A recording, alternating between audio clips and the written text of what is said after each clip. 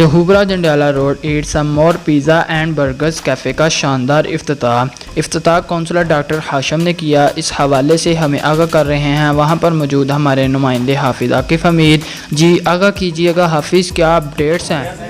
जी बिल्कुल, हम इस वक्त शेखपुरा जंडियाला रोड पर मौजूद है जहाँ पे आज ईट some more pizza and burgers cafe का इफ्तिताह किया गया। इफ्तिताह डॉक्टर हाशम मकबूल कौंसलर ने किया। यहाँ पे इस वक्त हम कैफ़े में मौजूद हैं।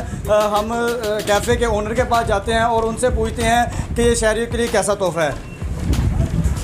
जी अस्सलाम वालेकुम, बताइएगा जी, आपने ये कैफ़े खोला है, इस हवाले से आप क्या कहेंगे? जी, हमने ये कैफ़े खोला है क्योंकि यहाँ के जो जंडियाला रोड के रहायशी हैं उन्हें जाना पड़ता था शहर में, तो उनके लिए आने जाने के लिए बड़ी दिक्कत होती थी, जिसकी वजह से हमने यहाँ पे ये कैफ़े बनाया है। हमारे पास लाहौर से अच्छा शेफ़ है, तकरीबन हमारे पास हर किस्म का टेस्ट जो है वो अच्छा है। कुछ कस्टमर भी यहाँ पे बैठे हैं, उन्होंने बर्गर भी खाया है, हम उनसे भी पूछेंगे कि कैसा जायका लगा है आपको।